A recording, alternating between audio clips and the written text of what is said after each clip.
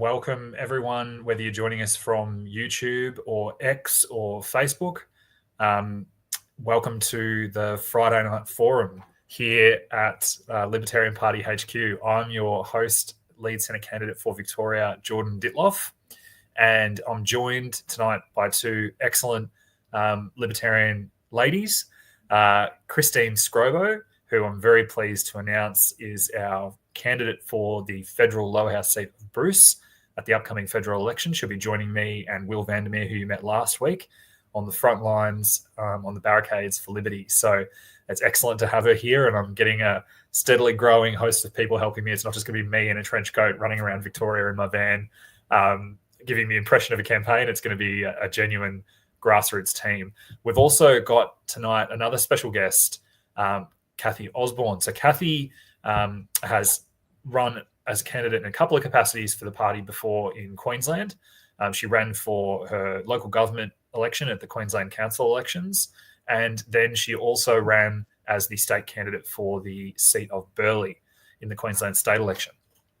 We'll get into it a little bit more as we start to talk to Christine and Cathy, but they both have something in common that I'm very interested in as a candidate. So I'm hosting, yes, I'm talking to them, and you guys are watching, but I'm also very much all ears and keen to learn, because both Christine and Cathy in their lower house seat runs got 5% and beat their competitor One Nation candidate.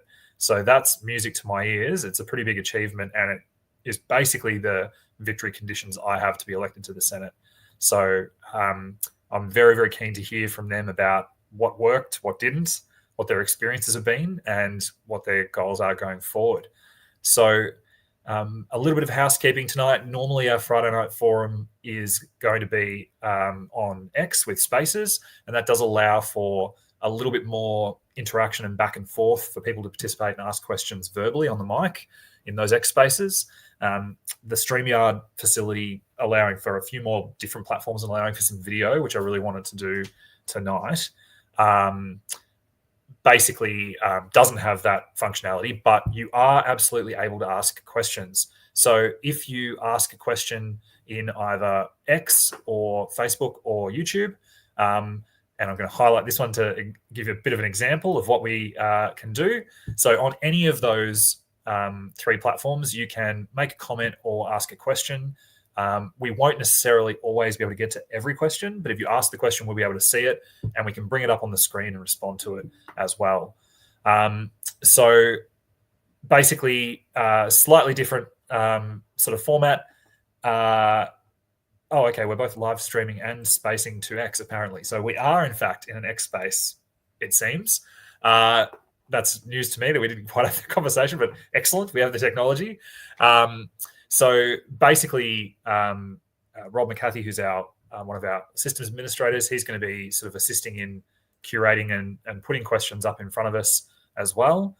So Rob, if you see a question that seems relevant or looks good compared to what we're talking about, and I don't bring it up, feel free to drag it up on the screen and I'll address it. So it's been, like, it's always a big week in politics, as they say, and this week has been an even bigger week than that. There's lots of things we'll get to once we sort of speak to our guests and find out a little bit more about them. Many of you are probably here because you're excited to learn more about what's been happening with the misinformation and disinformation bill, and there's been some developments on that today in particular. And others of you will want to know what next and what are our plans for the federal election more generally, and the next kind of course on the menu of censorship, the social media restrictions for kids, unfortunately. So there's definitely always another fight. And even if we can rely on the senators to do what they say they're going to do and vote against this mad bill, the social media restrictions for kids will definitely be the next target on our radar. So without further ado, I'm going to have a chat to our guests and basically give them a bit more of a platform onto the stage. So, Cathy, I'd just like to speak to you first and find out a little bit more about you for our listeners and viewers. So how did you come to be involved in politics, and what was your journey to Libertarians? Well, it started for me back in it was 2013. My husband and I just arrived back from overseas. We lived down in an area, beachside down here on the Gold Coast, which was about 20 odd k's away from an airport.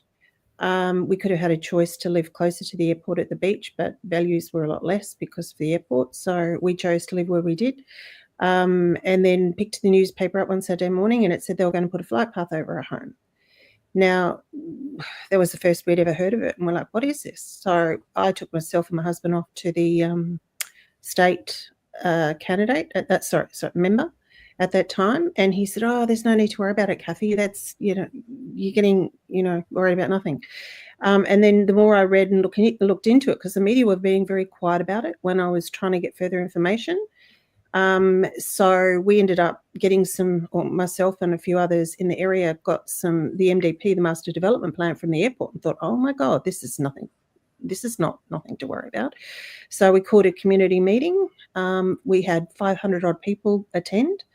And from there we took names because we thought after an hour or two, we realized that this was really going to impact our lives, and called for people to, if they're interested, to push back. So we got the names, started to outreach. I was put in charge of putting a team together to bring information to the public because the media were being so hush-hush on it.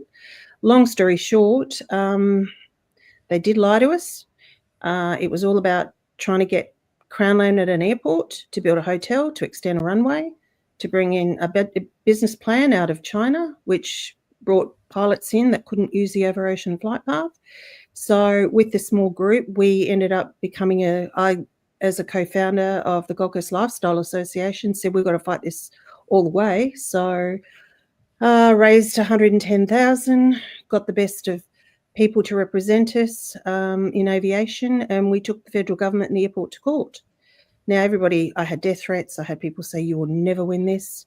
You're up against the, big corporation that was owned by... This almost sounds like a real-life version of the castle. It was. It really was. And so over the 4 years of that, I was campaigning on the ground with the team. We got 7,000 signatures, got it to Parliament House. It got heard, and then they investigated who we were, like, who's this group of people? How have they managed to get so much information out to the public? And it was because we were intent that not, to lose the special part of the world that we lived in. So anyway, we got it to court. The opening argument was, are you saying that the airport's been flying planes for 40 years unsafe? And of course they went, no, not at all. And then they said, well, why do you want it? And the truth came out. So we ended up, we knew we were never going to stop, because what they did is they tried to get land at the airport for 20 years, but the environmental court said no. You can't have that land because there was a lot of, ecological systems down there. There was, a recreational area for pony clubs.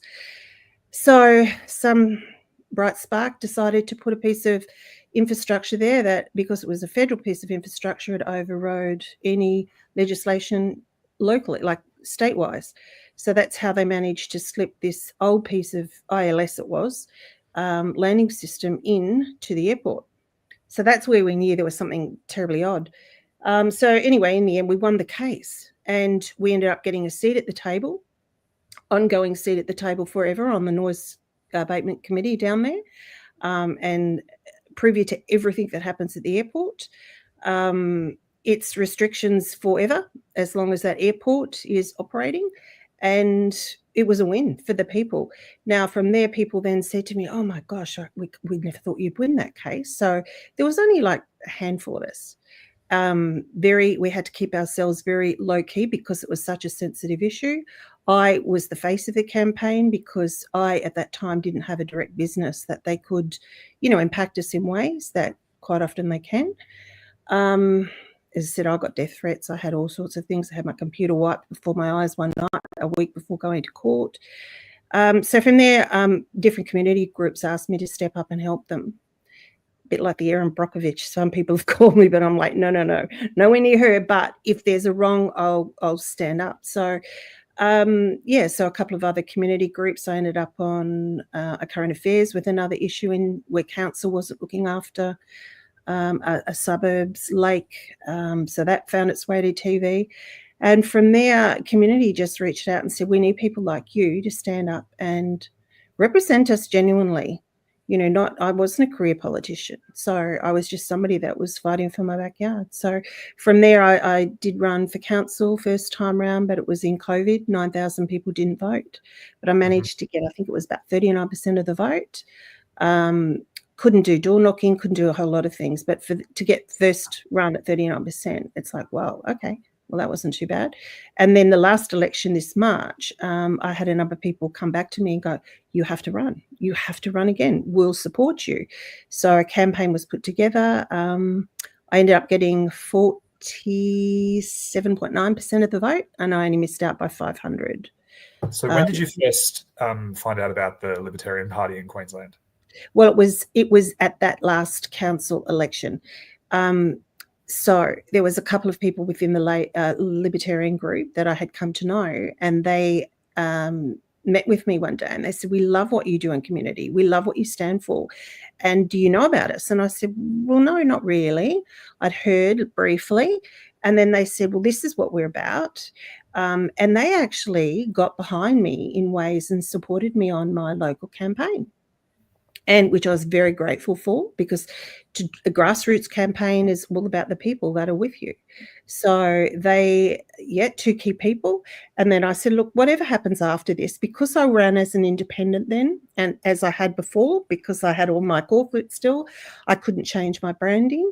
They understood that. And I just said, well, look, whatever happens after this, I do realise now the importance of being part of a party, because it's tough when you go as an independent.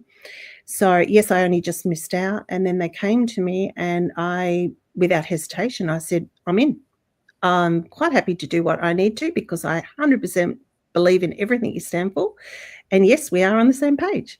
So from there, went along to the first AGM. I started introducing friends to Libertarian Party. I was talking about the party. I think I met you at the AGM for the first time. I was very impressed. Okay.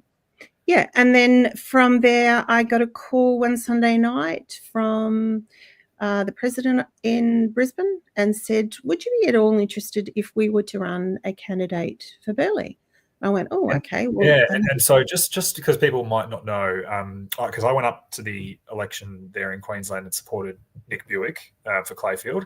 Yes. I didn't get a chance to come and see you guys, but a lot of people were sort of asking, why didn't the party run more seats in Queensland? And the fact is that essentially we only found out we were registered for the state election in Queensland about 7 weeks out from the election. So it wasn't enough time really to run a full-scale concerted campaign with candidates in every seat and all that sort of thing. So we ran 4 candidates. We ran Anthony Bull and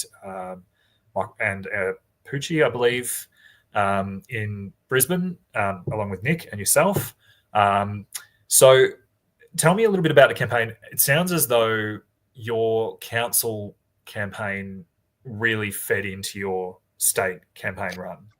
Yeah, it did. And I learned a lot from that council campaign, because I've been a person that's been over policy, been over issues for years. And so people would quite often come to me before they go to the councillor, because they couldn't get anywhere with the incumbent councillor.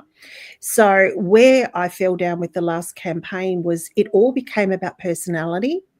And the gentleman that ended up winning it totally went out on this weirdo campaign where he did Star Wars videos and he had no policy, and he was like, I'm Mr. Nice Guy. So he engaged the young voter, where I always was known and still are, like, for that demographic, the homeowner. So where that division was in Division 12 at Beachside, there is probably 40% of voter was that young, lived at the beach in the apartment, loved, great lifestyle down there. So he engaged on a totally different level, and it was quite eye-opening, because I thought, well, people vote for somebody that's dressing up in a Star Wars outfit and, I'm Mr. Nice Guy. But in the end, it was such a split that I had the demographic that owned their home that, had an investment in the area and wanted somebody to represent. But the young vote, we feel now, was what put him over the line. So did you find ways to reach out to that younger vote in your state campaign? Yeah. So what happened was, with the consortium that was coming forward to support this campaign and a candidate, they provided a means that we hadn't even viewed because it was out of kind of my league as far as YouTube, doing TikTok videos. They connected me with a young girl one day who came down and met me, and she goes, "Kath, we're going to really step you outside your comfort zone, and we're going to start doing little, 10-second TikToks." I'm like, really? So it was kind of quirky stuff. But you know what? Whilst it was two totally different campaigns, because in Queensland here, people were so fed up and tired of the Labor, the way they were going. So it was all about getting rid of the old party, getting in the new one. It wasn't so much about personality, but the amount of people that came to that polling booth, they go, "I seen you on TikTok. I seen you on, YouTube or wherever." I'm like, "Oh, you did?" So for me, I'd watch it and go, "Oh my God, cringe moment." But that's the way it is. People just like that short, quick, get a glimpse. And, I had traffic that went to my webpage, 3,000 or more. That I'd never had that sort of traffic at the council campaign. So, yeah, it really made me sit back and go, gosh, he was somebody who went out, council, no policies, didn't know anything about the issues in the area because he was a physiotherapist who was just a surf clubby. So, yeah, so you've got to really be in tune, I guess, with who your voter base is. Yeah, 100%. And what I like about what you said is that you ran two different campaigns, but you did both. I think that's really important. A lot of people think that social media is the only way that, it's you can run a campaign on social media alone, and it's not the case. You've got to put in the hard work and the elbow grease and the foot, and you've got to wear out shoe leather and use that social media to your advantage as well. And when we come to Christine, because she's the TikTok queen here in Victoria, she's sort of got me on there a couple of times, but I haven't done any trends or anything like that. I've, not yet fully stepped over the cringe threshold. I will. I think that's very important for me to do. But was there anything you felt like you could have done better that you learned from the state campaign that was different to the council campaign? Look, we always knew it was an uphill battle because we only had, technically, of a 6.5-week campaign, I had 4 weeks to invest time. So we had to utilize it as best we could. And that was not necessarily the door knocking. So we just did a lot of the media where we could. And then we were doing on the ground, meet and greets where people would see us. But I think what held us back most of all was the fact that people knew me. So that wasn't the problem. They knew who I was.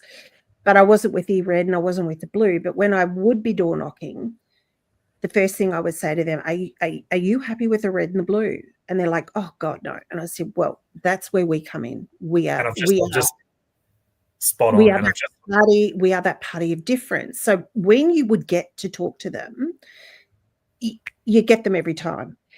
On the day of the election, the pre-poll, what we found, we were swamped with the numbers that turned up in the blue, not the red, just the blue, because they were insistent they wanted to get in. So they would have a manpower of about anywhere between 15 to 20 people every day to our maybe 4, but they strategically positioned themselves to get the last word in. And a lot of the time, was nearly 100% of the time we would hear them. They would say, and they'd point to my how to vote card, because mine would always land up on the top. And we had a bit of strategy there to get it where it was. But they pointed and go, "See that one? It's too strategic. It's too important, this election. Don't waste your vote." So immediately the doubt was put into people's minds, which was sad because they knew, that I had everything that I could have brought to the table for them. But for a lot of people, it was like, oh my gosh, we have to get the reds out to get the blues in. Yeah, look, I totally agree. If we had 12 months where I could have done because, you know, to get 5.8% or whatever it was, we did that in 4 weeks.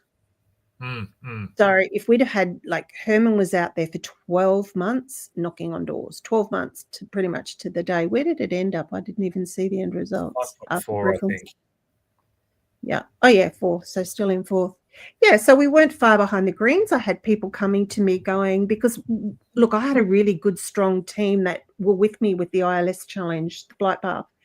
So they were seasoned people too, and they could, you know, go one for one when all those rubbish comments were being said. Like, they weren't buckling under the pressure. And we did our best, but yeah, manpower at the polling booths, the pre-poll is just, you know, it got to the point really, though, it was overkill by the blue. Like, they'd have a lineup and they'd have 4 blue forms in their hands. The green guy wasn't even there every day. The red was there. And people just went in just confused because, like, why have I got all these blue forms? And, you know, they're things that the AC need to look at. We've actually 100%. And look, I think I'll go to Christine shortly, but I think that the note you finished on there is so true. I think that experience has shown time and again that the Liberal Party view us as the biggest threat to them because they know that they're not acting and governing in accordance with their values. And, you know, we saw that in Queensland. The first thing Chris Foley said is, you know, public servants, your job is safe. You know, immediately backpedaling on the We Believe stuff that the Liberal Party's meant to be about. And yeah, like, sadly, our biggest challenge, especially as we get more success, and I dare say they probably identified the success you are having, as we get more success, we will get more of that sort of blue on blue, so to speak. You know, we'll get more attacks from the Liberal Party. And I think that's a good sign. Like they say, the flak is heaviest over the drop zone. I think we're doing our job well when the Liberal Party are very concerned and nervous about us. So, Cathy, hang around if you can. If you need to go at any point, feel free to just let us know and duck out. But we're going to have a bit of a chat to Christine, find out more about her and announce her campaign. And then we're going to start to talk after that a little bit about the events of the week. So there's a lot to go through. There's a fair bit that's been happening. So I'm just going to pop Christine up on the screen there on the main screen. Just quickly before we do go on to Christine, there's a question here from Skylark which says, how can we collaborate with the Liberals? Is it tenable if they ostensibly embody the same values? That's a really good question, Skylark. And I think that the Liberals' first strategy will be to ignore us. That's where we're at now, basically. Then as we start to get more success, they will attack us because they will have to, because they'll feel like the walls are closing in and we're still starting to carve off some of their vote. And then when we have actually been successful in getting in and getting a balance of power, or even just getting a spot where they need to negotiate with us a bit, and we've seen this with David Limbrick and John Ruddick, they will work with us, not because they want to, but because they have to. And that'll be that sort of opportunity for us to really carve out a role. And, you know, John Ruddick said before he got elected, he assumed he would be working with the Libs in opposition a lot more, but he's found that often he's actually working with the Labor Party on things like development, on things like easing restrictions. And basically the Liberals have just been opposing for the sake of opposing. And that's why I left the Liberal Party, because I was sick of, like Cathy said, red team, blue team, and one side always being right, one side always being wrong. I just got sick of that because I knew that wasn't true. So we'll go on now to Christine. So, Christine, welcome. As I said, you're going to be the federal candidate for the lower house seat of Bruce. Tell us a little bit about you and who you are and how you sort of came to be involved in politics. Yeah, so I'm Christine. I'm 23 years old, and I've always been pretty involved in politics and pretty interested in politics, probably since I was maybe 15 or so. But I wasn't always a libertarian. I did start on the left side of politics. So I did used to be a Greens member as well. And then And then a few years ago, I kind of came to this realization that I'd been living in a little bit of an echo chamber. So I thought, I need to go out and expose myself to some different ideas, to people that I don't necessarily agree with. And then I think it was my high school philosophy teacher who said something along the lines of everyone in politics kind of wants those same outcomes. They just believe there's a different way to get there. And then that was something really surprising to hear, because I think people on the left often see people on the other side as being evil, as being bad people, but that's just not the case. So from there, I kind of started exposing myself to some different content, listening to people who were more on the right side of politics, listening to more conservative people, and then slowly my views and my beliefs started to change. So I first kind of had libertarian values in terms of social politics. So that's kind of where it started. And then during the pandemic was when I kind of changed my view on what the role of government should be. So that's when I found the Libertarian Party, and when I changed my belief to that the government should be smaller, and that even if we had a benevolent dictator, that still wouldn't be a good thing. That's something, I used to believe when I was on the left, but then, that started to change during the pandemic when I saw, how harmful it can be. And then lastly, I came around to libertarian on economics when I guess just started to understand economics a bit better and realize that if we want human beings to be able to flourish and to be able to thrive, then we need things like free markets. And that's kind of my journey.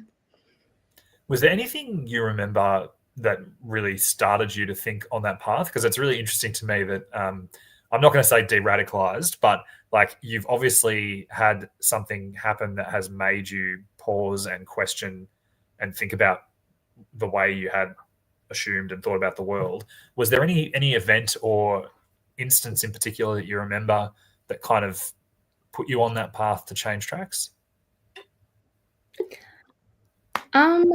Not particularly. I guess just what I said before about what my philosophy teacher said about everyone kind of wanting those same outcomes. Then I kind of thought, well, okay, I need to be a bit more open-minded. I need to listen to people who don't necessarily have the same views that I do. And then once I started doing that, I didn't necessarily start believing everything that those people said. I didn't, become a conservative or anything, but it really kind of shaped my views. And then I started looking at, I guess, both sides, and then ended up at libertarianism that way. We've just got a comment here from Evie in the chat on YouTube. She says, former Greens member here as well, were so disappointed when they abandoned human rights during the extended lockdowns in Victoria. I think that's an experience that a lot of Victorians have shared with me, particularly who were, for instance, second wave feminists or environmentalists, people who in the Greens would have once upon a time been the core constituency of that party, believing in things like organic produce and, not having artificial chemicals and things like that, or basically bodily autonomy from a feminist point of view, not having someone dictate, what you do with your body or put in your body, and then realizing that sometimes those arguments are not applied consistently, and finding themselves really shamed and outcast by the left. And we've got here as well another comment from Lee. She says left, not quite sure what that is. That might just be an artifact translation issue from X.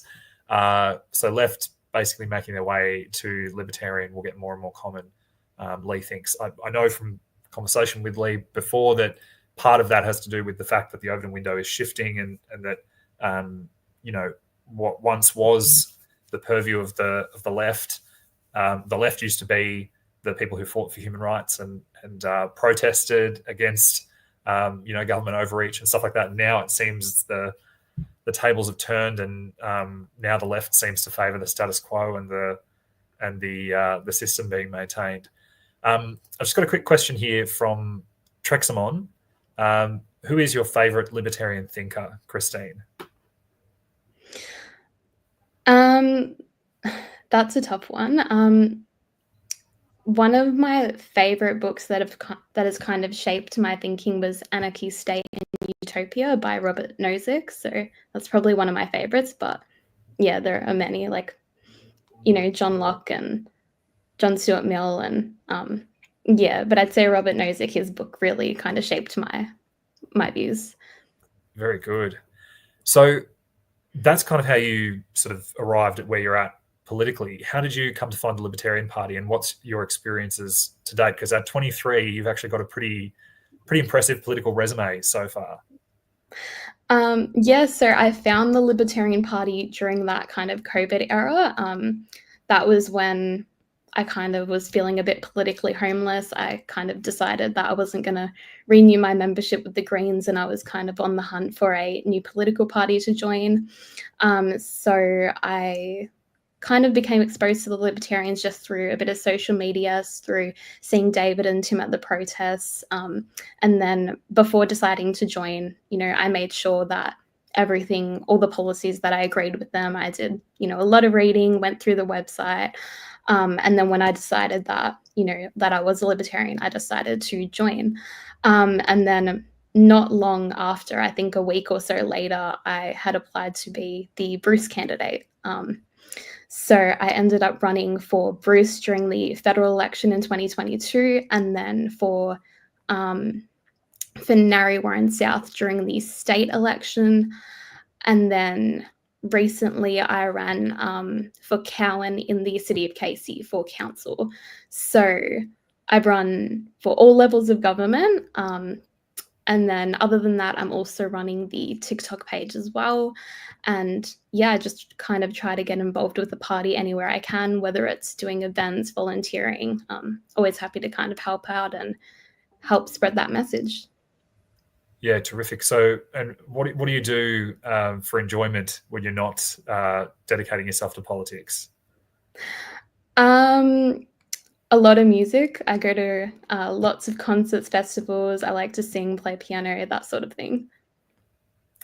Very good. Excellent. Just going through the chat.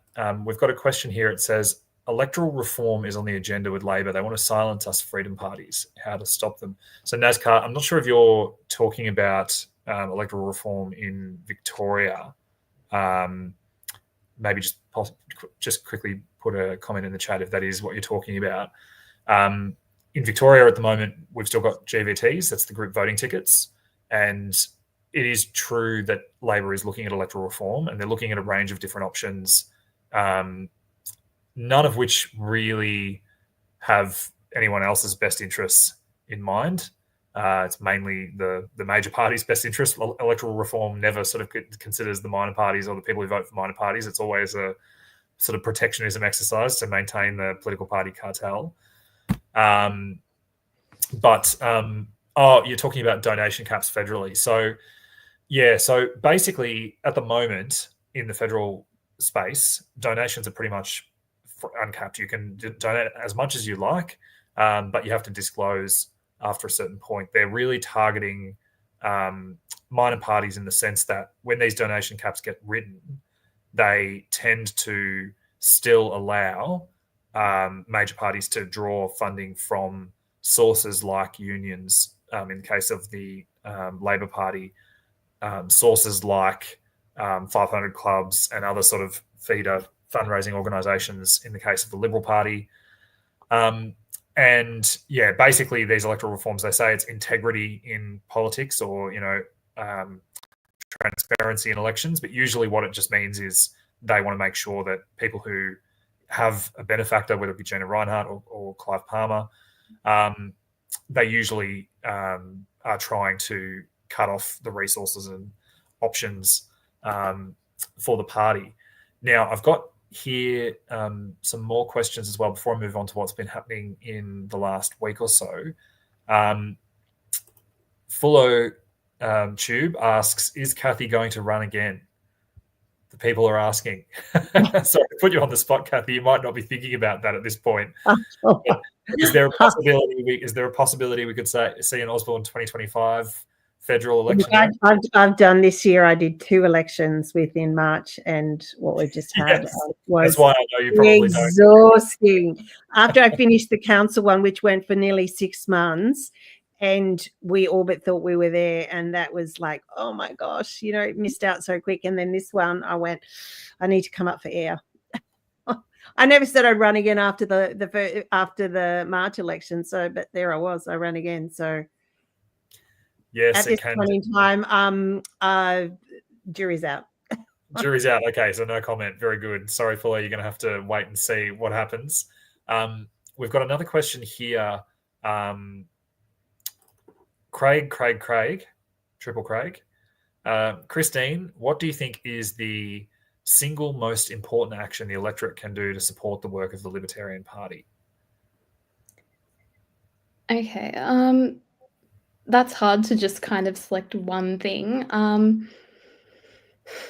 I'd just say, like, have conversations with people in your life, tell them about us. Just try to spread the message. Like, the more people that know about us, the more we'll be able to grow. Like, one of our biggest problems is that people just don't know about us. So the more you kind of tell people about us or share our things on social media, the more we're going to be able to grow. So that's probably what I'd say. Yeah, I think that I'd echo that. I'd say that getting involved is huge. A lot of people, for a lot of people, joining a political party sounds a bit scary. It sounds a bit like joining a cult. We're mainly not a cult. It's. I think the only similarity I would say that there is between the party and a cult is that it is actually like a really big family, and I think that some of the best people I've met, I have met through the party, because you're meeting a group of people who have shared values, and they're the sort of people who have gotten off the couch and they're trying to put their values into action. So, if you are very frustrated and you're very worried, and I know from talking to people out on the campaign trail, and I'm sure we'll meet people like this again tomorrow and Sunday when Christine and I are campaigning in Bruce, a lot of people are really worried about the future, and they're really worried about what the future might look like for their kids, especially for people who have young families. So I think getting involved as much as you can is a huge step. Becoming a member of a party means that there's a bit of money coming into the party's coffers to assist with that. It means that you're putting your values into action, and you're getting the opportunity to shape the party as well and give your feedback and thoughts. And even if all you can do is hand out how to vote cards or support on election day or pre-poll, that makes a massive difference. So all of those things I think I would encourage if you can. So this is actually a good question. So question for Christine, and I would say Cathy, what do you guys think, as women in the Libertarian Party, that the Libertarian Party can offer to Australian women that the major parties don't or can't?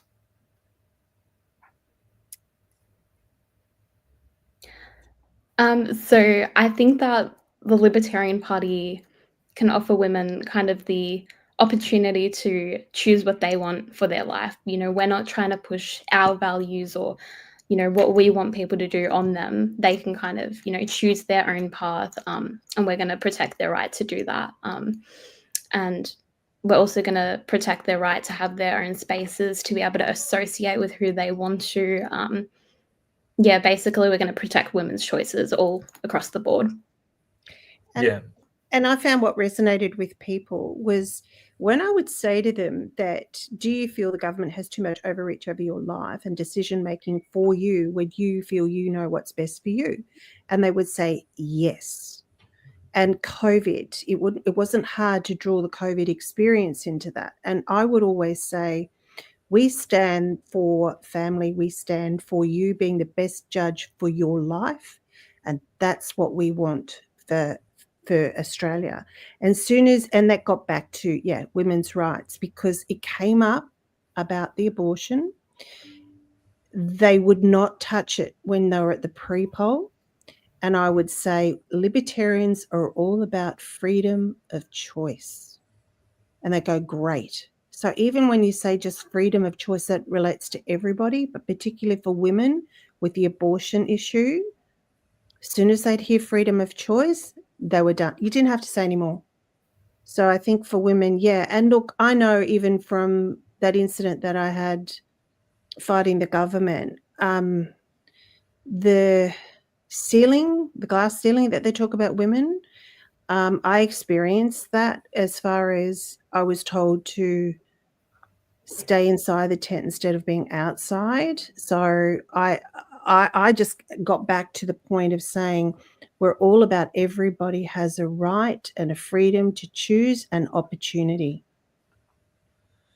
So we've got a really interesting one that's come up here from Jason. He says, Australia does not have a strong libertarian tradition. How do we overcome this? I actually think, Jason, even though the word libertarian is quite new to Australia, I actually think that Australia has a very strong practical libertarian tradition. The idea that people should basically be left alone, and that government interference and imposition on people's lives is kind of treated with suspicion, and in once upon a time would have been quite quite distrusted or opposed. I think that the biggest threat to Australians accepting libertarian ideas is the growth of government and the spread of government into all sorts of areas that once would never have been thought of as being the realm of the government. And that's a good segue for the next kind of thing we're going to talk about, which is free speech and some of the challenges we've been facing on the free speech front with some of the censorship bills. So we're going to have a quick look, and this is sort of a bit of a summary of the week that was when it comes to the MAD bill. So you might remember that basically in the Senate, you've got 76 seats. For a bill to pass, it needs to be 39 out of 76. If it's 38-38, the bill fails because the Senate treats a draw as a failed motion. So the misinformation and disinformation legislation that passed the House of Representatives a week or two ago, that now looks set to go before the Senate, or did look set to go before the Senate. And the Liberals in the Senate have said that they will oppose the bill. There's 30 of them. Then you've got One Nation, which has 2 senators, so that brings it to 32. You've got Ralph Babbitt from the UAP, which brings it to 33, and Jared Rennick, former Liberal Party senator, brings it to 34. So to get to 38, we basically have needed 4 of the Senate crossbench to basically break ranks and oppose the bill and to say that they won't support it. And if they do that, then no matter what the Greens do, so the Greens have 11 votes, then basically the mis and disinformation. We'll be in a situation where we sorry. So we're just going to bring up a video of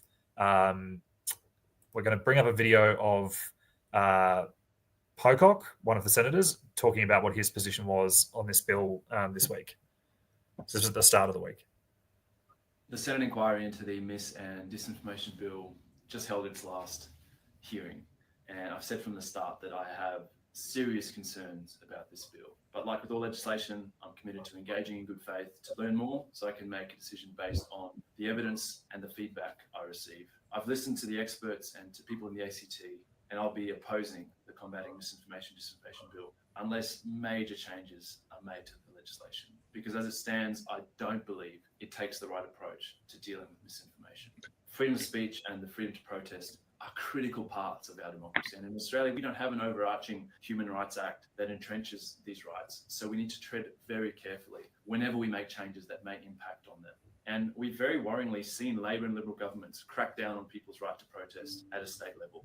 There's no doubt that mis and disinformation is causing harm, but people are also entitled to their opinion, whatever it may be. And it seems that the issue is not people with 100 or 1,000 followers online saying things, but more with social media algorithms that then boost that content to others. So I find it very strange that the government wants to trust these giant corporations who have at best very questionable reputations with deciding what is or isn't mis and disinformation. We'll be in a situation where we likely have algorithms boosting stuff based on engagement and then another algorithm sifting through and deciding what of that is and isn't disinformation. And at the same time, the government keeps delaying meaningful changes to the Privacy Act that would actually go a lot further to protecting Australians online.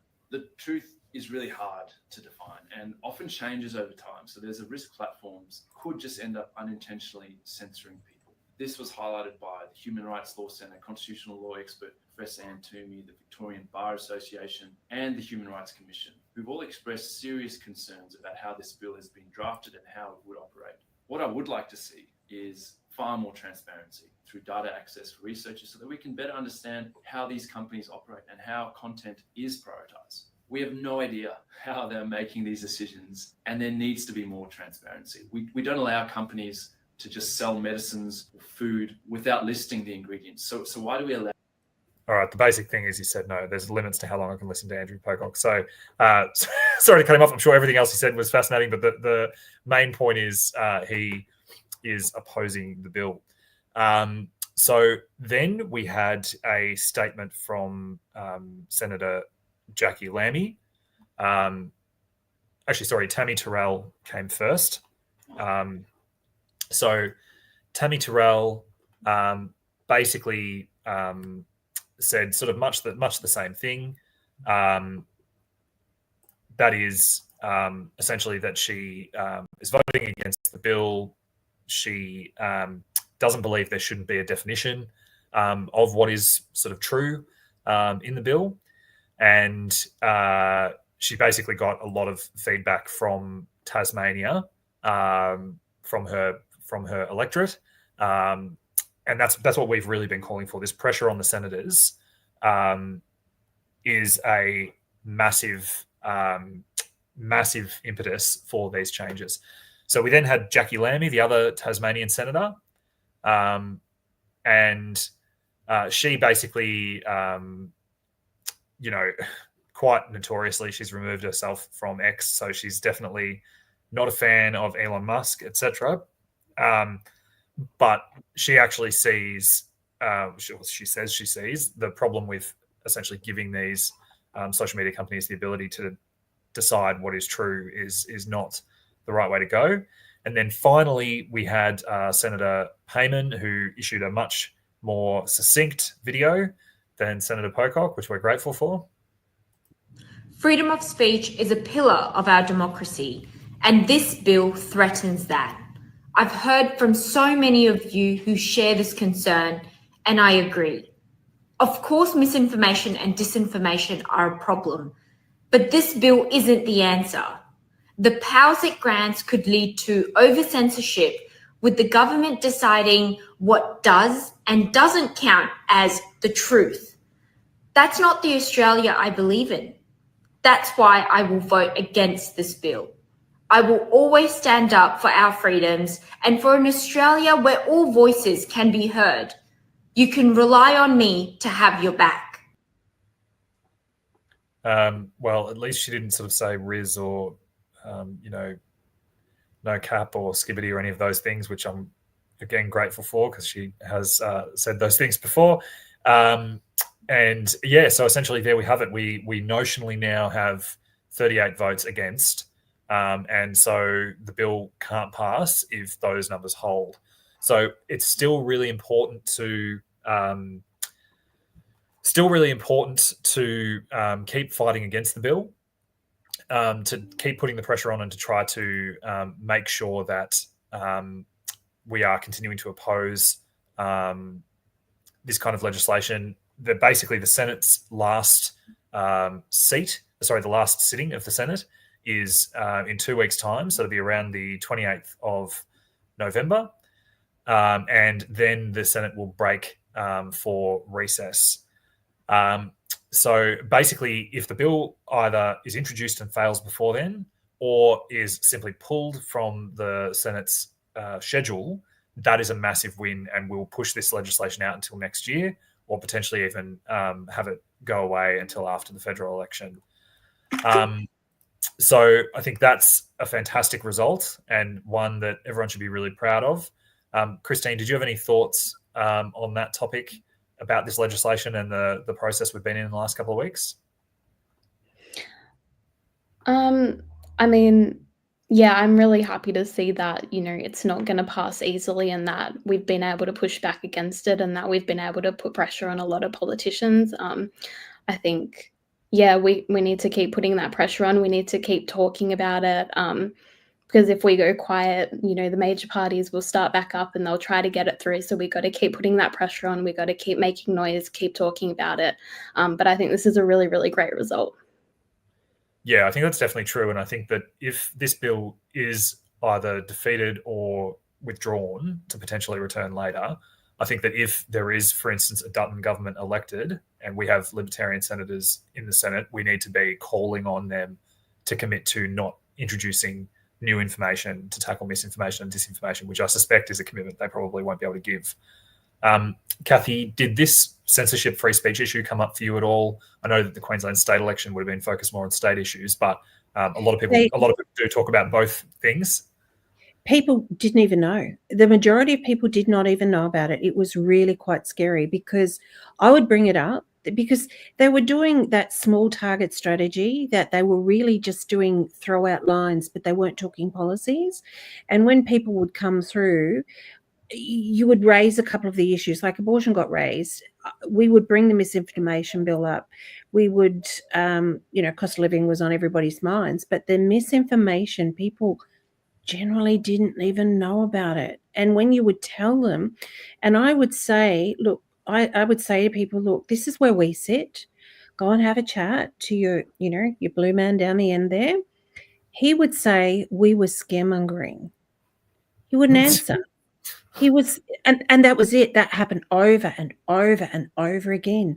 They avoided it. So I think for us to talk about it, because media is really not putting it out there. We know because we're politically inclined to seek out what's going on in there, but the average person isn't really in touch. So I think the more we get it out there in mainstream, wherever we can, on Facebook, on, conversation happening at barbecues, workplaces, because doubt is damaging. Would you want that to happen to you? Oh gosh, no. Well, we can't take that risk, and that's really where it's all about information, getting it out there.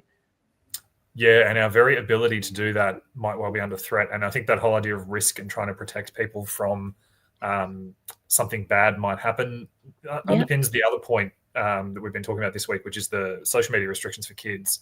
And I think the real scary thing about that bill is that it is supported by the Liberal Party and the Labor Party. Peter Dutton came out and said, this bill is Liberal Party policy. We're glad the government's doing what we think should be done.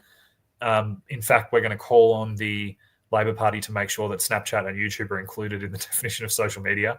Like, it's just crazy to think that YouTube, which is now functionally an education tool for a lot of kids under 16, might not be accessible even under parental supervision or any number of other things. It's it's a really concerning bill because essentially yes, Nick, correct.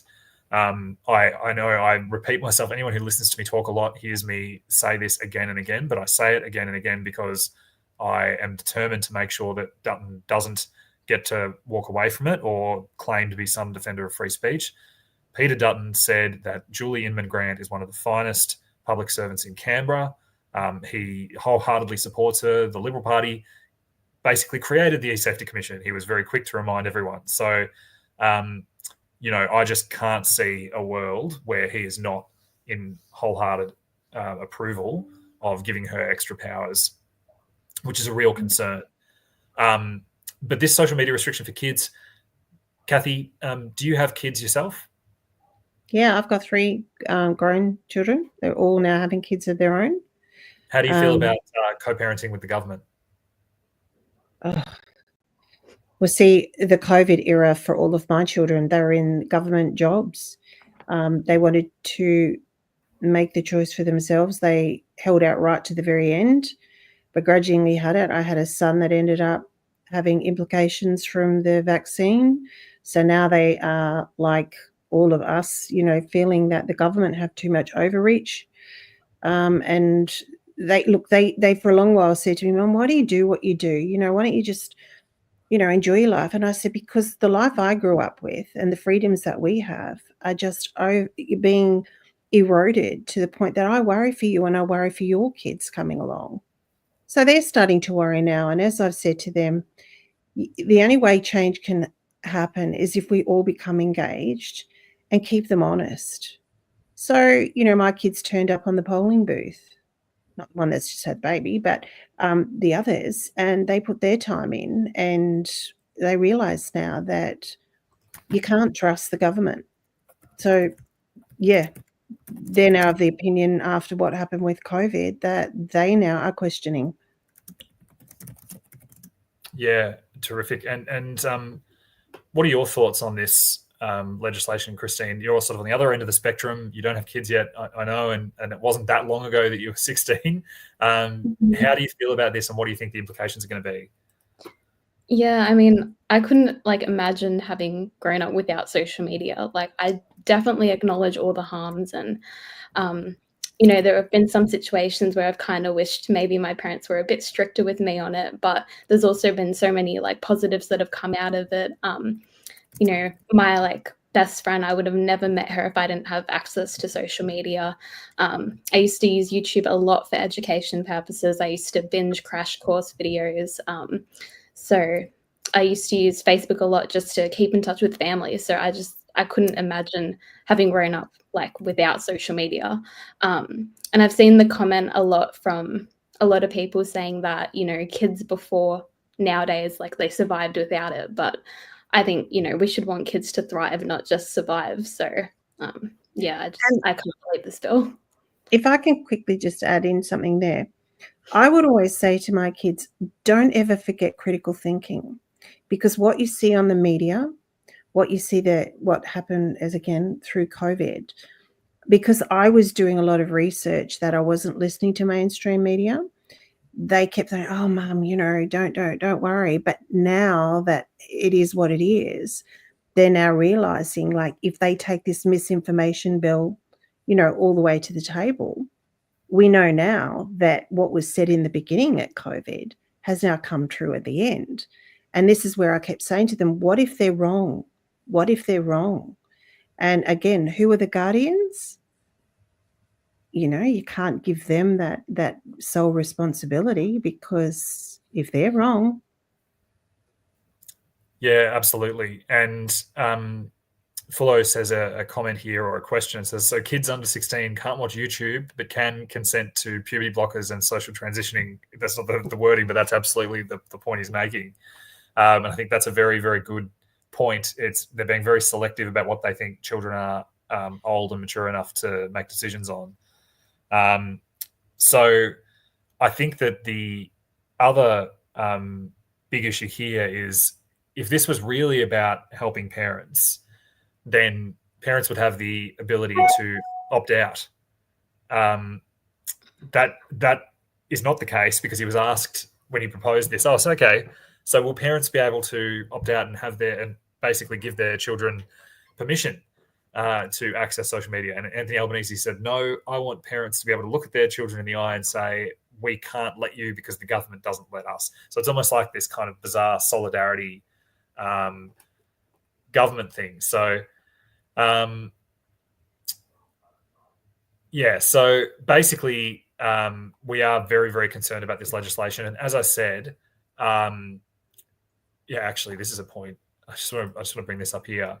TSV and Arcomon. And so I am of this generation as well, where for me, internet was sort of becoming available growing up in primary school. In high school, internet was available freely. And in high school, on supposedly reasonably secure school intranets, there were videos of, horrific things from the Iraq War and whatever else circulating freely. That's just the landscape we've grown up in. It is pretty crazy for these people to think that they can put the genie back in the bottle when it comes to social media for kids. Fiona says, Lammy and Pocock are for sale. They always have been. Look, Fiona, I'd absolutely agree.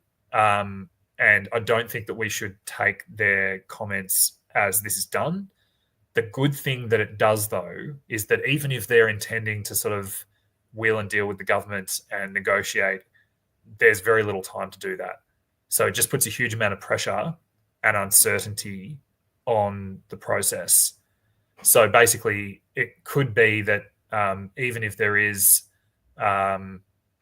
negotiations or willing and dealing, whatever, it might be that it gets pushed out until after Christmas, and then all these MPs and senators who are all very nervous anyway have to go back to their electorates. That's the beauty of Christmas time. It's called the killing time for good reason in politics. It's where you'll see leadership challenges, you'll see MPs getting rolled, because MPs will go home on their break and they actually have to spend time in the community instead of the Canberra bubble. So they get a good dose of how people actually think and feel about things. So, yeah, I think that the political consequences for anyone breaking ranks to help pass this bill will be high, because they will personally be wearing it. But absolutely, Ben says, if they found a way to put the genie back in the bottle, you'd never know about it, because Julian Grant would censor the sharing of that knowledge. Yep. Very true.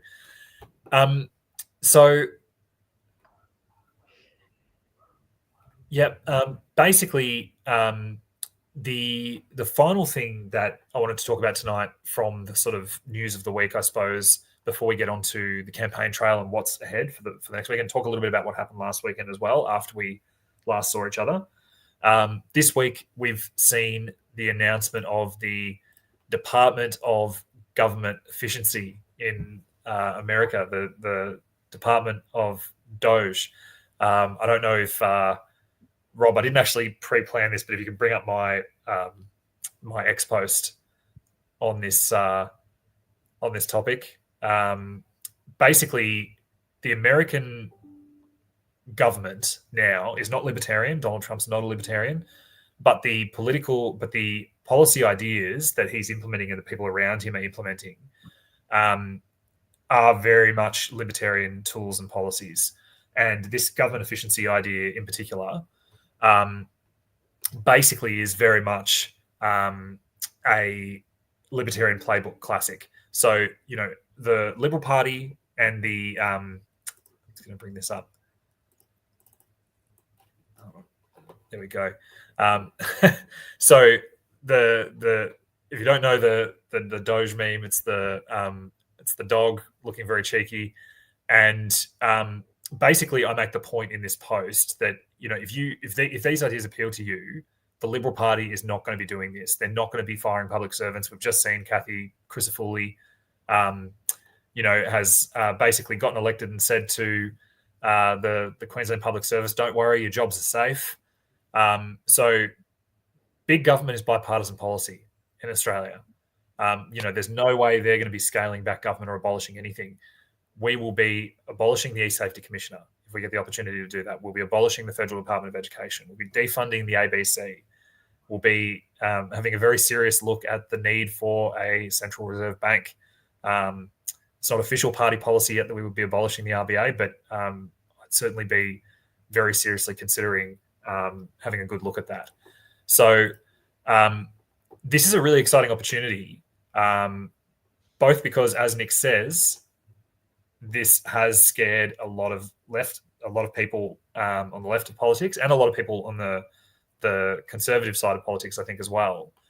And Australians at the next federal election will be looking at America enviously, going like, "Where is that here?" And we'll be able to say, "This is us. This is us." Like, if you like this, vote for us. Because the Labor Party will be trying to use this as a scare campaign on the Liberals, who will be saying, no, this isn't us. This is not us. We don't know that guy. Whereas we'll be like, yes, this will be us. We'll absolutely do this.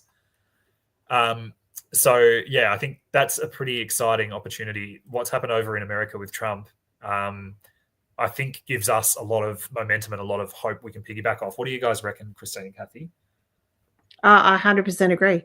Because when I did do my door knocking, the Gold Coast predominantly is made up of 50% of the Gold Coast tradies here. Again, I'll quote back into the COVID era. A lot of them pushed back against the mandates and things here. So there was a high element of person that is really aware of the overreach of government. So Yeah, so when I would say things like, and we had some posters of the Libertarian about bringing freedom, I would say, look, if you want more freedom in your life and less government overreach, and we know what that meant in COVID, we're the only party that you can vote for. And they're like, oh, really? That's fantastic. But again, as I say, it was because they had to get rid of the reds to the blue. They thought that it was more important to get them out rather than look. But I really felt, I said to key people in my team, wow, the next election, if Trump had that election before the state election, who knows what the outcome would have been. I think that it would have been very different, because we could have quoted more of that, because if we did, we were getting told we were the NIMBYs and the far rights and the gun lovers. They were saying things that weren't true, but making out that we were, because they didn't know how strong the Trump vote was. They thought most people wouldn't accept it. Now they're going to sit back and go, wow, okay. I think, I agree. I think it gives people permission to say certain things and to really engage with certain ideas, whereas before they really felt like they might have been in the minority. Now they realise that there's a lot of people really wanting this kind of change.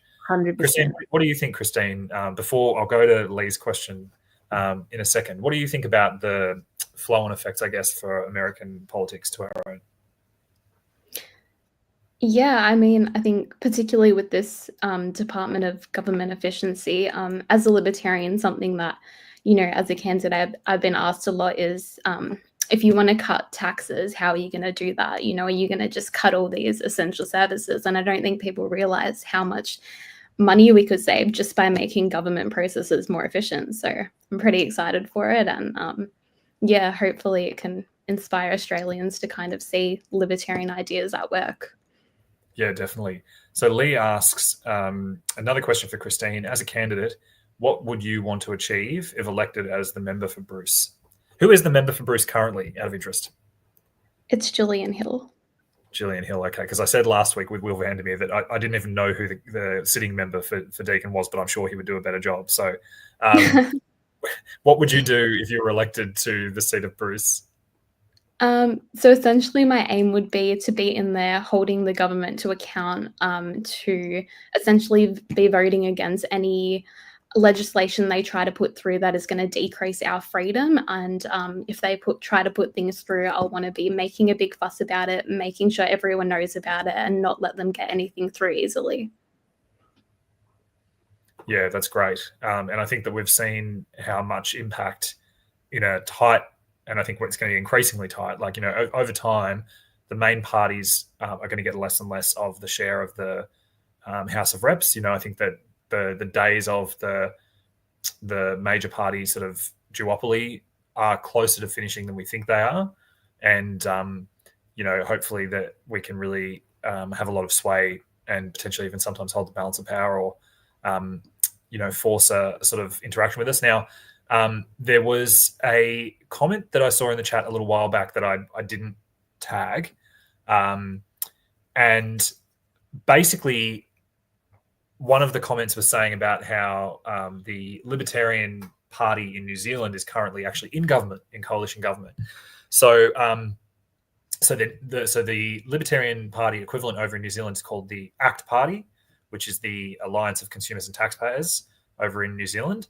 And David Seymour, their leader, has this week actually sponsored and essentially he's driving changes to the way that the Treaty of Waitangi is interpreted in New Zealand, where previously it had basically been interpreted as creating almost two systems of rule.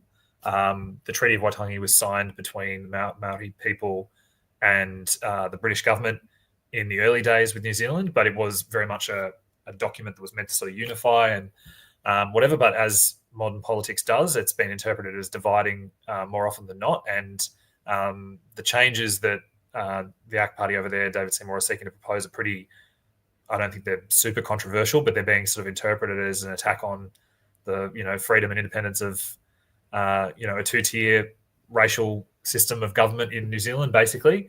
And David Seymour, if you have never followed him, I would absolutely recommend following ACT New Zealand and David Seymour. His content is like wholesome timeline cleansing content. It's just him being basically like a dad and a bit of a dag, and just really like low key, very sort of like funny but sort of dry sense of humor. He's really I quite enjoy the way he explains things. Like, he very much just like breaks it down very, very simply, but he is very funny as well. So we've actually got just towards the end of our time here tonight. We'll probably aim to finish at 9:30. We've got about 80 minutes left. We've got another special guest who we weren't sure if he would join us or not, so we didn't advertise that he'd be joining us. But we've talked about Cathy's council run. Christine had a run for council. I'm actually going to introduce now and bring into the chat our very own Paul Barker, former federal president of the Libertarian Party, and now a two-term incumbent councillor for the Surf Coast Shire Council in the Torquay ward. Paul ran a re-election campaign with a back-to-basics ticket, which included a number of others, a couple of Libertarian candidates and some Liberal Party candidates running on a back-to-basics campaign. Lee's excited to see Paul enter the chat. Paul, how are you, mate? Good, Jordan. You? Yeah, I'm excellent. I'm a little bit better than your sound quality, but I know to expect that from many, many long hours spent with you on the call. Yeah. Ethan says, how's Surf Coast going? There's been some change, not as much as I would have hoped. But, yeah, the Back to Basics team, that was a mix of Libertarian, Independent, Liberal, and all on the shared views of just treating everyone equally, focusing on core services and all the rest. So a great little project to see where commonality exists between different groups. And as was highlighted a bit earlier in your chat, there's a bit of synergy. Obviously, at state and federal elections, the Liberal Party are the enemy and will take them to task until they become Menzies Liberals, and then we can all pack up and go home. But until then, at a council level, I think there's a lot to be gained, because there's Liberal members that don't have a state leadership really doing much at a council level, at least in Victoria. Can't say for other states. But the end result is that of the 4 candidates we put up, we got 3. Had we put up more candidates, we would have got more councillors elected. So we've had some change on Surf Coast that was viewed as is it true that there are no longer any Greens representatives Correct. at the Surf Coast City Shire Council? Oh, well, it couldn't have happened to a worse group of people. I think I'm going to have everyone just join in a bit of a clap for that outcome. Very, very exciting. Now, you, as both Cathy and Christine, have also been a candidate at federal and state elections. Do you want to tell me a little bit about that and how you think that your council success actually feed into that kind of campaign? We've got an interesting situation here where at the federal election, I was still relatively new to the public sphere. Ran an 8-month campaign, polled just over 2.5%. And then I had a good friend of mine by the name of Max Payne throw his hat in at the last minute and polled, I think, well over 3.5% with a quite a unique campaign, but not a whole lot of time for it. So hats off to Max for achieving that result. But yeah, then come to state election campaign, had some pretty good success as a number 2 to Julie McGrath from Ballarat. And what all these different campaigns have taught me is that, like what Cathy and Christine have done in their campaigns in talking to people with concerns, is simply highlighting the Libertarian solution on the issue, but articulating it in lay terms. And that can generally get most people across the line, unless they're hardcore Labor, Liberal, whatever. Yeah. I've got a question here. Is Paul going to introduce the documentation from Port Hedland into the council? Nick obviously is right on to local issues. I don't know what that means. No. So I had a chat with a local about this topic. I don't know enough about WA, but it sounds like councils operate like a pseudo state health department. And if that is the case, what's happened with Port Hedland, I can see as a reasonable use of the council domain. But if that is not the case, and the situation is like it is in Victoria, using council as a platform to highlight the COVID lunacy is just the same as what the left do in calling for positions on Gaza, climate change and all the rest. And I don't want to use council for anything other than its remit, which to me is roads, rates and rubbish. Awesome. So, Paul, dare I ask? I actually kind of I was surprised to learn that this actually has already been pseudo announced. I don't know whether you want to announce it on this. Do you have any plans going forward? Might we see a Paul Barker 2025 candidacy of some kind? Watch this space. Watch this space. Very good. Very good. That's heartening. I'd love to have you at the barricades with me. I saw enough of your federal campaign for Corangamite last time while I was assisting Matt Bansomere for Bendigo, who I believe also is a bit of watch this space. I think we're going to be getting the band back together. And yeah, 2025 is really, really exciting. All right, guys. So look, we're going to just any final questions at all for any of the guests we've got here, any thoughts or comments on anything we've talked about so far tonight? Oh, one thing I did want to add is that not only did we have a council election where there are no more Greens, but we doubled our Libertarian representation.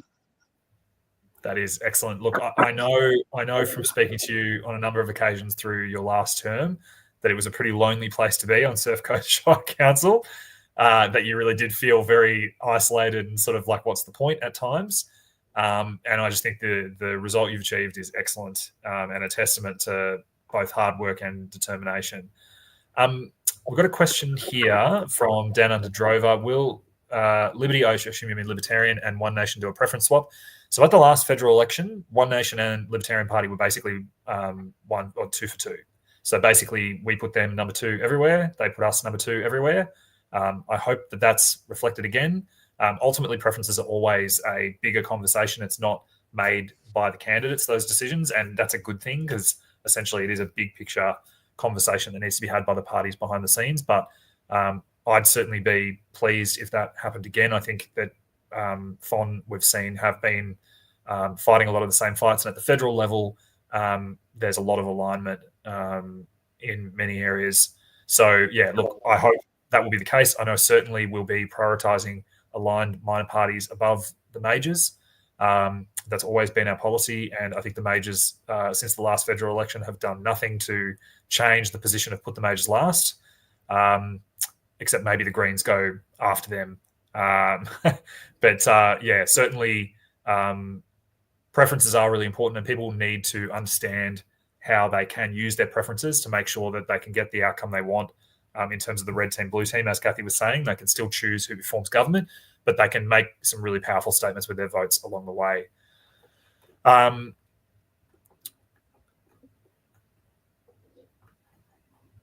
So Misanthropic says, wasn't One Nation delisted? No, you might be thinking of the UAP, Misanthropic. So the UAP, unfortunately, deregistered voluntarily after the last federal election, and that means that they can't re-register under that name or a similar name before the next federal election. They can still use Senator Babbitt's trigger as a sitting senator to restate another party if they so choose. But I don't think that they will choose to do that. I think that they're probably going to sit it out. Ralph Babbitt's not up for election until after the next federal election, so he's at 2028. So the incentives for them to be involved are pretty low. Anarchomon says, sorry, I sort of clicked on that before I read it. One Nation knifed their only rep here in our last Queensland election. There was a sitting state member who was a One Nation. What was his name, Cathy? Irving or The which one? The former One Nation lower house seat in Queensland that he ended up running as Katter Party. Oh God, I've got a blank. Sorry. Yeah, Griffith. no, that's okay. But in any event, he ran for the Katter Party. Sort of had a bit of a falling out with Fon, ran for the Katter Party, and didn't quite get across the line under that capacity. James Ashby got Stephen Andrews in Morani. There you go, Fuller Tube. Thank you. So James Ashby ran for the seat of Keppel. He had a valiant result. I think he got about 26% or something of the primary vote, which is an amazing result. And obviously they worked very hard for that, but ultimately that wasn't enough to sort of get into the two-party preferred count. So, so basically since last week, so we met Friday last week and I introduced Will Vandermeer for the seat of Deakin, and we had a pretty big action-packed weekend. So we had basically multiple events across Melbourne. In Victoria last weekend, we had the Eltham Festival and the Maroondah Festival in the northeast, and then we also had the Dandenong Show over the Saturday and Sunday. So we had fully staffed, volunteer attended events in a number of different places last weekend. And this weekend, we're going to be doing that again. Christine and I will be undertaking some campaign activities. I might let Christine tell you a bit more about what those are and where you can come and find us. Yeah, so basically tomorrow, Jordan and I will be at the Park Hill Plaza in Berwick, just kind of being there to listen to people, to, chat about what their concerns might be. We're basically just going to be there to listen. And then tomorrow evening, we're going to be having a Politics at the Pub event in Berwick at the 81 Bistro. So please come along if you want to meet, if you want to chat and catch up. And then excitingly on the Sunday, we'll be doing a stall at Akuna Park Market. So if you'd like, come along, meet us. If you'd like to volunteer, we'd still be happy to have volunteers as well. We had a pretty good chat with a bunch of people last weekend, but one of my favorites was we actually had a friend of mine who's involved in the Greens, and he said that his Greens branch was very out of sorts, that we had such a big presence. They were seething, apparently, that we were so engaged and involved in the community, and they made a big point about our branding and how many of us there were that were there. So that was excellent. So Misanthropic, you've just asked here, does the Libertarian Party take a left lib, right lib, or bipartisan position? Apologies, I came late. So the Libertarian Party occupy sort of a weird space in the Venn diagram. We're very much a centrist party in a lot of ways. We have principles we apply consistently. Our principles are basically the same principles as those of the Liberal Party in terms of the founding statement, the We Believe statement, and the principles that guide that of Menzies. And basically, we land on sort of, we're a bit more progressive on some social issues. So things like drug reform, things like criminal justice reform, and other spaces like that. We tend to adopt an approach that, not because we are of the left or because we're progressive, it's just that we believe as long as people aren't hurting others, they should be free to do whatever they like, essentially. We believe that that drug-related crime, for instance, should be treated as a medical issue rather than a criminal one. Not because we think everybody should go out and use drugs that they are not allowed to use now, but that we believe people who do want to do that shouldn't be treated criminally. Nick, I don't like the word progressive either because I don't think it actually describes the reality of those positions, and I don't think the progressive left own those positions in the way that they have often claimed to. And I'd also, just finishing that explanation, on the economic side of things, we also believe the government should leave you alone. So we are quite sort of Austrian school right, I suppose, on economics, and believe government should be far smaller than it is, believe you should be taxed far less than you are, among other positions. So that's a bit of a summary, just a cliff notes of where we land, Misanthropic.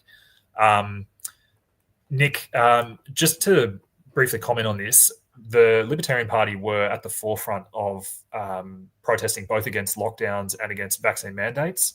David Limbrick and Tim Quilty in the Victorian Parliament absolutely fought tooth and nail against those things and continue to do so. Paul's comment in response to your question was not a comment on the COVID pandemic and the many, many mistakes and overreaches that were made during that time. It was more about what lane is the best lane to advocate those things. Because the problem is when we use local government as a vehicle to attack policies and areas that are not necessarily in the normal scope of what council should be dealing with, we basically normalise our enemies using Parliament, using council to try to advance those agendas as well. So every time we see a council call for a ceasefire in Gaza, or call for something to be sent to Ukraine, or all sorts of bizarre, weird, wonderful things that really shouldn't be forming part of council, the right answer to that is not to then, when we get an opportunity, to do the same thing on other issues, but to really try to restrict and restrain the scope of what councils are looking at, because that's ultimately the best thing for the taxpayer and the ratepayer. So I hope that explains and adds a little bit of context to what Paul said. All right, so thank you very much, everyone, for coming along. Hopefully we can see you over the weekend. Thank you very much to all my wonderful guests, Paul for joining us towards the end, and Cathy for being such a great guest, Christine for joining me in the fight. It's awesome to start having a team assemble to keep fighting the fight for freedom. And please come and say hi if you see us over the weekend. Follow us and engage on socials. Boosting the signal and engaging with the party socials is a massive help. And we'll look forward to seeing you over the coming weeks and months. See you guys. Thank you.